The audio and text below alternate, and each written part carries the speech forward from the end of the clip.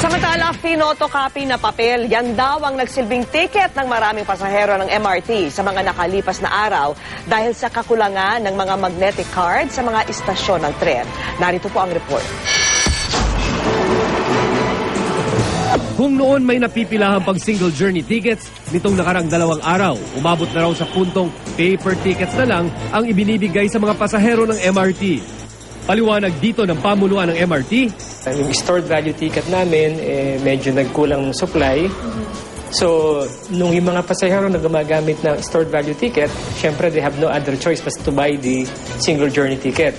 Ngayon, biglang dumami yung bumibili ng single journey ticket. So, kinapush yung ticket namin sa mga station. Kaya naman nakahinga na ng maluwag ang MRT management sa pagdating kahapon ng in-order nitong 100,000 piraso ng stored value card. Bukod yan, inaasang darating din anumang araw ang 108,000 pang magnetic card.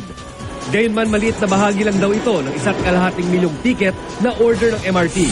1.5 milyong tao ang sumasakay sa MRT araw-araw. Nagkaroon ng delay doon sa supplier, considering na yung ginagamit namin ng magnetic cards are,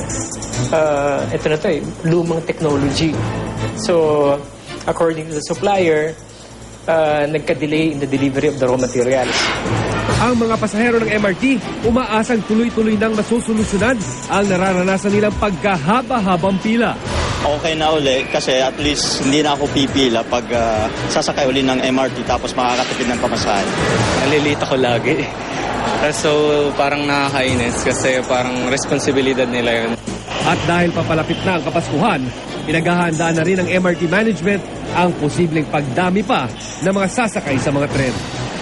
Para sa saksi, Chino Gaston nag-uulat.